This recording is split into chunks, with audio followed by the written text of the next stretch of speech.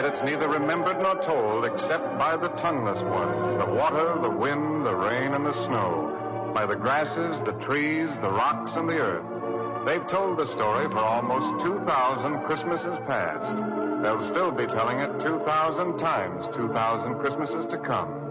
The story of the tongueless one.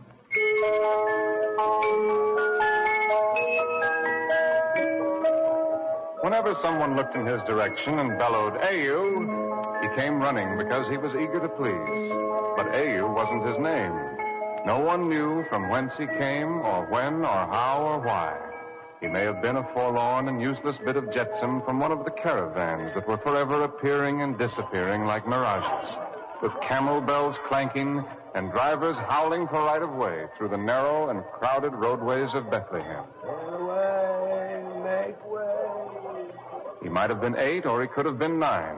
A childish collection of angles and knobs with an animated pipe stem on each corner for an arm or a leg. His clothing was a rat's nest of tattered rags, and his bobbing head was perched on his scrawny little neck like a fledgling heron on one leg. And yet there was something appealing in his dark eyes, something about his cherub's mouth that unlocked the heart and made passers-by stop and ask his name. But when Ayu tried to answer, the inquirer always hurried off. He'd been amused or shocked to learn that the child had some affliction that made him dumb. And from out his cherub's mouth, instead of words, would come a horrible deformity of sound. A scourging, piercing, ear-scraping babble of howls and braying gibberish.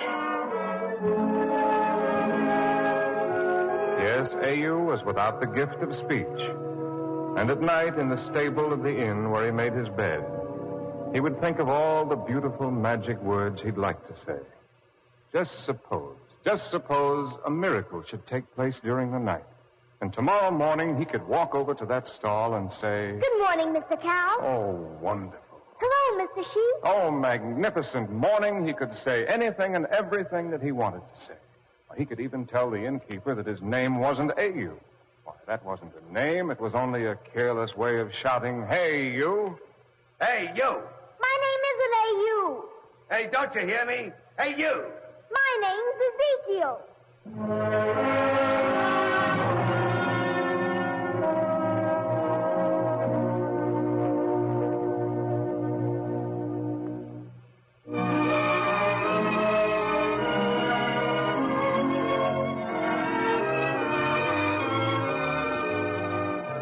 But the most stupendous, overwhelming thing of all, he'd be able to sing. Sing with every word and note so sweet and clear and perfect that everyone in Bethlehem would stand rock still to listen. He'd be able to sing with the other children when they played their games. Hop on the right foot, hop on the left foot, hop on the cherry coke and buy a fast hen. Yes, and he'd be able to sing right along with the foreign music maker, the one with the lyre and the tame bear, who walked the roadways and sang for coins. Oh, a babbling maiden will hasten the hours with kisses of honey and cinnamon flowers. And at night at the inn, when the innkeeper and his guests were overflowing with wine and song, he'd never need to hide. Why, he could stand right by the fire and listen, because he could sing much better than anyone there. Oh, fill the bowl up to the brim, let memory blend with wine. And so each night, before Ayu closed his eyes, he said a prayer for the gift of speech and song, and faithfully promised, if God saw fit to grant these great blessings, that he would always speak words that were kind, gentle, and reverent. And he would always sing songs that were beautiful, joyful, and harmonious. Then he burrowed deeper in the hay, warm and content in his belief that in the morning, when the rising sun reached through the doorway and woke him up, he would open his eyes, and then he'd open his mouth, and very loudly and thankfully he'd say, "Oh, thank you, God. Thank you very much." But morning after morning, God disappointed him. And when months of mornings had vanished into Egypt, Ayu knew he would always be as voiceless as a tumblebug, as a wood tick, as a worm. Then Au resolved that he would never again open his mouth to make people laugh at him. And he made himself almost invisible as he went about his tasks and errands, darting from dark corner to darker entry, scurrying from sunless alleyway to shadowy passage. Then, when his work at the inn was done, he would trudge out of Bethlehem and wander the fields and hills. Travelers sometimes wondered when they saw his lonely little figure against the sky, and none of them could know that he wasn't lonely anymore. Why, he couldn't be lonely among friends.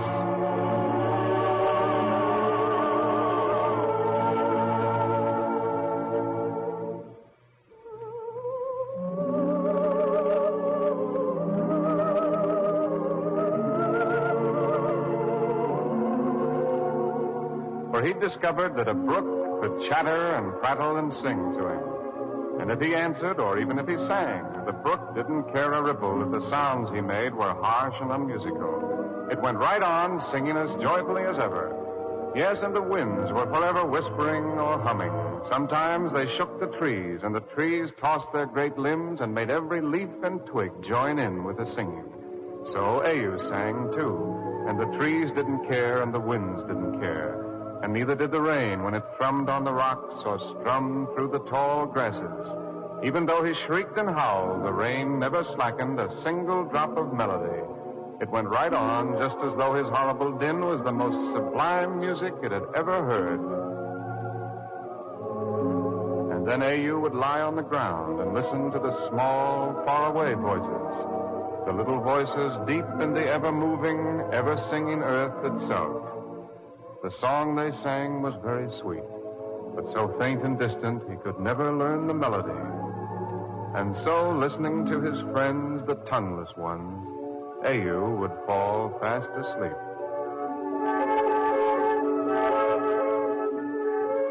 And in the days that followed, he was a little scarecrow stuffed with happiness.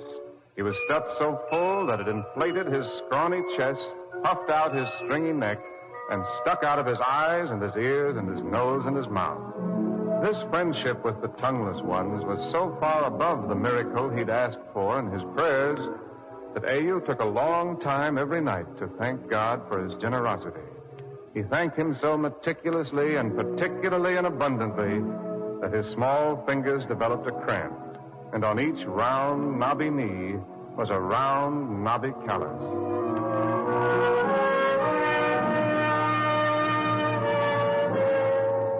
And then, without the slightest warning at all, came the dreadful day. It began with the innkeeper kicking at the mound of hay where Au slept and bawling. Hey, you! Come out and get to work, you gibbering whelp of a puling camel! On your feet, voiceless cut of a goat, or I'll slice out your useless tongue and set it for tallow!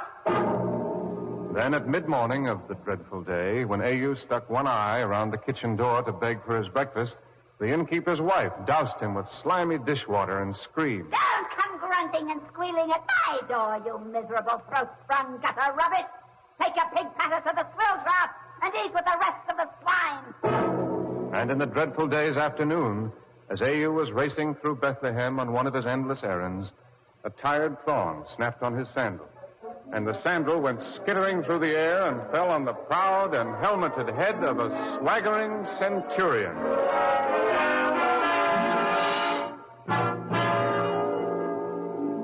The centurion plucked Au out of the crowd by his rags and held him at arm's length, demanding his name.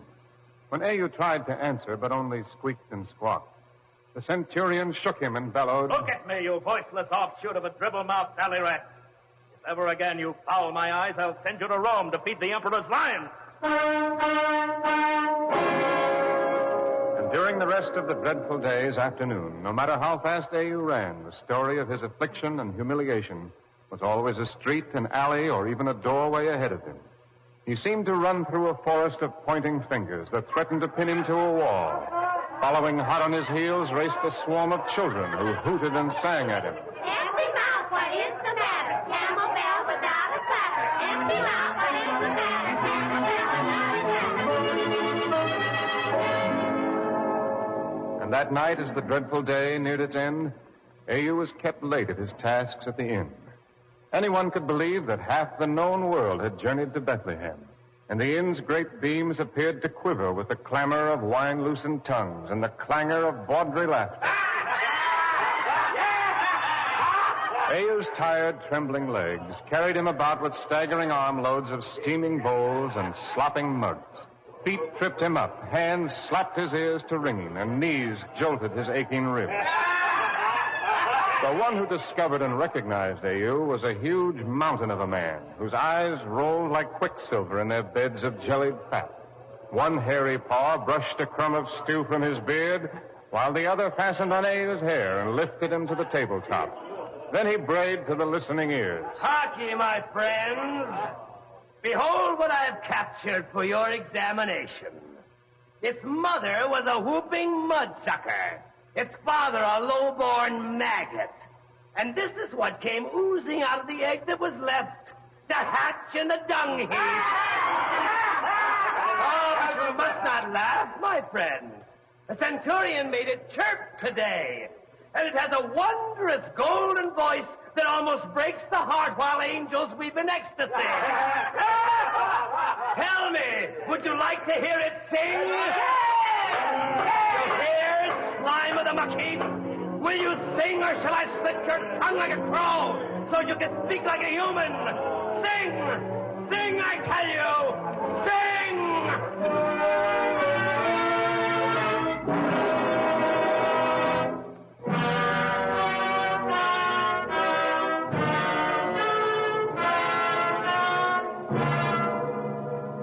So Ayu tried to sing, and at every tuneless howl, the crowd shouted its mockery. At every unmelodious screech, it roared its derision. At every discordant squeak, it loosed a thunderbolt of laughter that crashed and splintered on his head. His legs had no more strength than a blade of grass. His heart was a senseless, throbbing thing, and his mind was fear, and his body was shame, and his blood was tears. But he went on and on until the crowd had wrung the last outstanding guffaw, the final satisfying chuckle, the ultimate forced snigger from his wretched little body.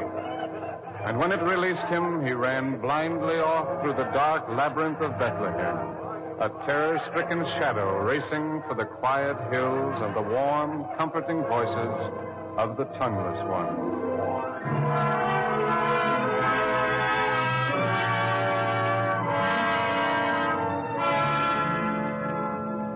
But tonight there were no voices for Ayu to hear. Even though he held his breath, he could hear no sound from the tongueless ones. The brook was silent, the winds were mute, the grasses still, and every tree and limb and twig and leaf was motionless and quiet. Then Ayu howled and croaked and tried to make the tongueless ones answer him, but they remained silent and waiting, and he screamed and babbled and pleaded, but the tongueless ones were all silent while they waited and listened. Just listened and waited. This was the dreadful end of the dreadful day. And deserted by his only friends, Ayu threw himself down and buried his face, his misery, and his tears in the moss. After a while, he fell asleep. And as he slept, a great white star rose through the silence of the night to stand and shine its clear, bright light on Bethlehem.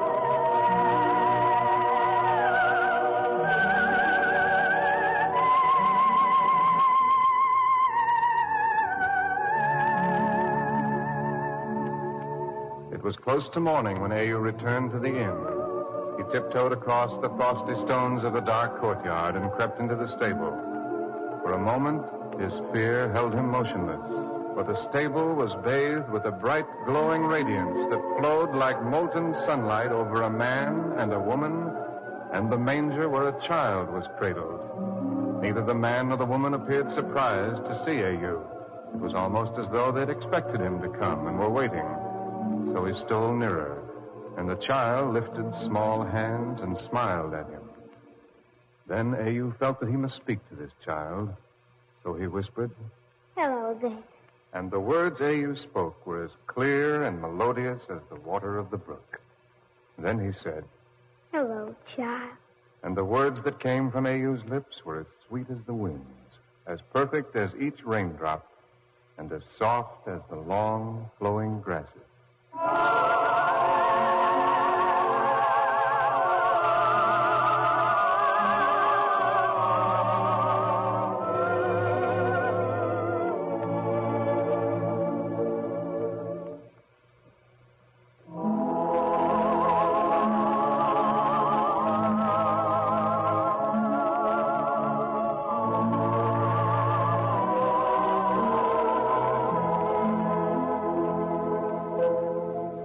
Then Au knew why he had been born, never to speak until this moment, and why the tongueless ones of God's world of water and earth and air had all sung to him, and why tonight they had all been still and silent and waiting.